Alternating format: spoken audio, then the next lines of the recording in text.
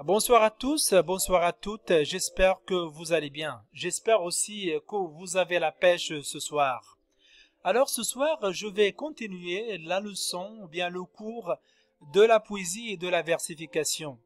Je vais entamer la deuxième partie qui s'intitule Le décompte des syllabes.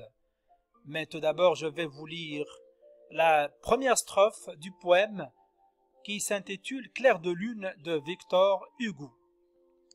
Clair de lune. La lune était sereine et jouait sur les flots. La fenêtre enfin libre est ouverte à la brise. La sultane regarde et la mer qui se brise. Là-bas, d'un flot d'argent brode les noirs élos. Alors dans ce poème Clair de lune, le vers contient 12 syllabes, ainsi transcrits en phonème. C'est un alexandrin. Alors, comme vous voyez dans le premier vers, il y a 12 syllabes. Et de même dans le deuxième, dans le troisième, dans le quatrième. Alors, ce sont des alexandrins.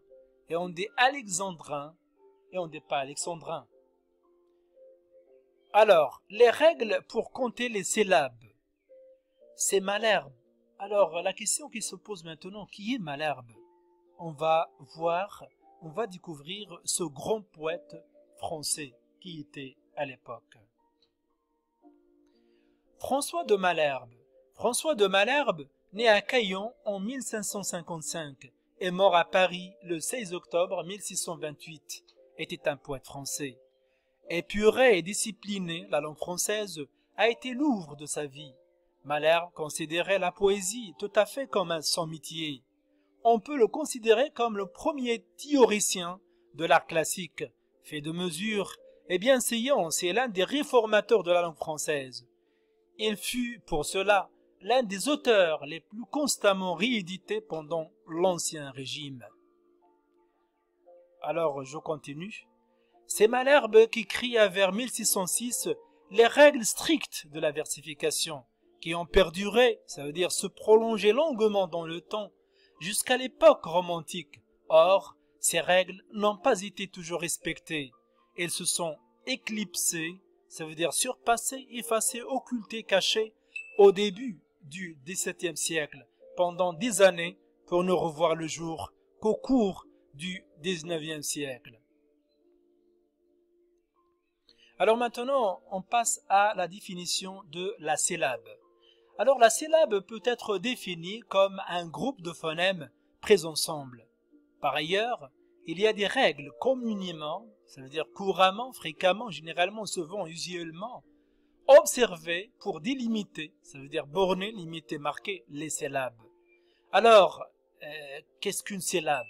Alors la syllabe, on peut la définir autrement en disant qu'il se compose d'un groupe de lettres prononcées sous forme d'un seul phonème. Par exemple, si on prend l'exemple de comme, ou bien de ensemble, ou bien de n'importe quel mot, délimité. Alors on prend délimité. Délimité. D est une syllabe, li est une syllabe, mi est une syllabe, t est une syllabe. Alors délimité se compose de 4 syllabes. Alors continuons. Maintenant on passe aux formes des syllabes. La syllabe peut être formée d'une. Alors on peut trouver beaucoup de formes de syllabes. La première forme, elle se compose d'une seule voyelle. Exemple E. Alors ET est une conjonction de coordination qui se prononce en une seule syllabe. Et cette syllabe se compose d'une seule voyelle. On passe maintenant à la deuxième forme. La deuxième forme se compose d'une voyelle plus consonne. VC.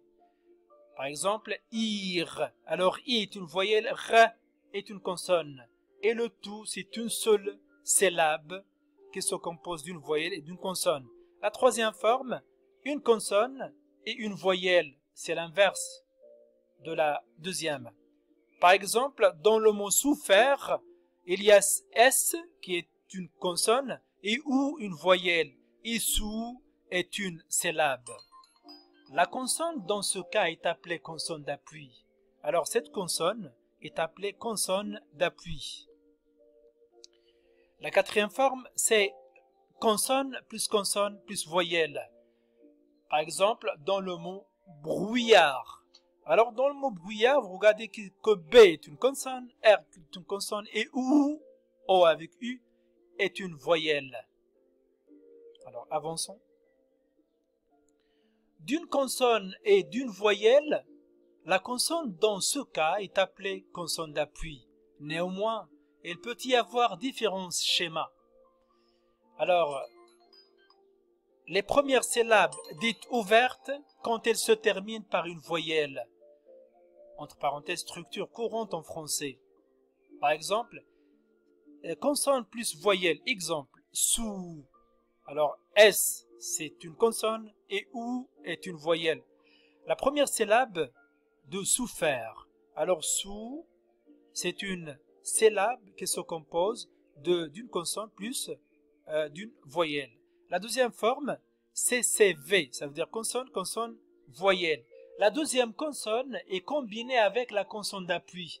Alors, comme vous regardez ici, la deuxième consonne est combinée avec la première qui est la consonne d'appui. C'est le plus souvent une liquide, entre parenthèses R ou L, mais ce peut être aussi une semi-consonne. Exemple, brou, première syllabe de brouillard, ou encore voix pour voix. Les deuxièmes syllabes, ce sont les syllabes dites fermées quand elles se terminent par une consonne. Il y a deux cas. Consonne plus voyelle plus consonne, exemple, mal. M-A-L. M consonne, A voyelle, L consonne. Deuxième, voyelle plus consonne, il, I voyelle et consonne, et L consonne. Alors je continue.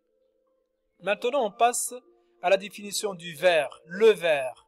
Le vers français étant syllabique et s'articule autour d'un nombre fixe de syllabes. Et pour définir un ésosyllabisme, entre parenthèses, éso, élément du grec ésos, signifiant égal. Il faut compter les syllabes, c'est-à-dire les groupes de sons qui se prononcent d'une seule émission de voix et dont le centre est obligatoirement vocalique, mais on se heurte à deux difficultés.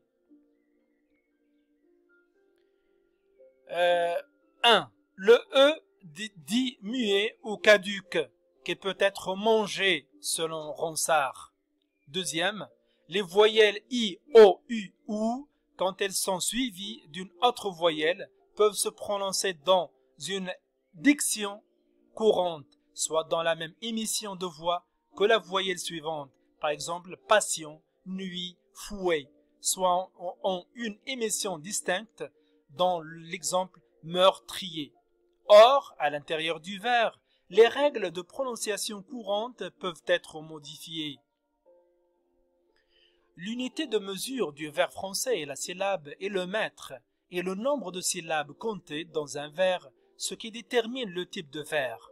Retenons toutefois qu'il suffit d'une voyelle pour composer une syllabe.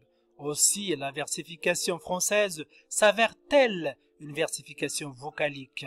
Le dictante syllabique a pu faire ressurgir la place particulière de la limite entre la sixième et la septième, qui marque une certaine pause rythmique et syntaxique. C'est la césure.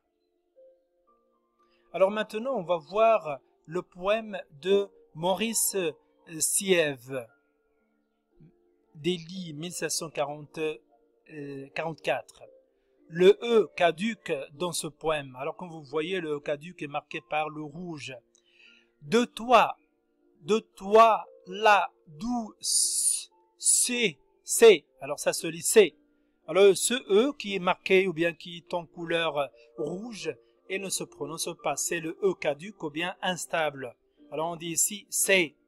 Fraîche souvenance du premier jour qu'elle le montra au cœur avec ta haute, alors ici t'es humble, bleu, contenance prononce. Alors la dernière aussi ne se prononce pas.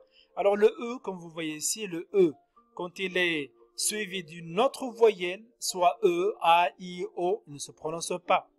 Et quand il est aussi à la fin, il ne se prononce pas. Mais quand il est suivi d'une consonne, il se prononce. Alors je continue.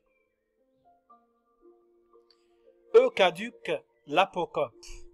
Comme son nom l'indique, le E caduque est par nature instable dans le point proposé et qui date du XVIe siècle, plusieurs cas se présentent.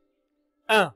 En finale absolue de vers, il n'est jamais compté, et ce qu'on appelle l'apocope de le E caduque. Alors quand le E caduque est à la fin du vers, il s'appelait l'apocope. Et quand il est aussi non prononcé, il s'appelait l'apocope. Quand il est suivi d'une autre voyelle. Alors comme vous voyez dans le vers 6, ton effigie au vif, ton ressemblant. Alors il y a un E à la fin qui ne se prononce pas. Alors à la fin, je remercie infiniment, je vous remercie infiniment pour votre attention, espérant qu'on se reverra une autre fois pour voir la suite du cours. Alors d'ici là, je vous laisse et à bientôt.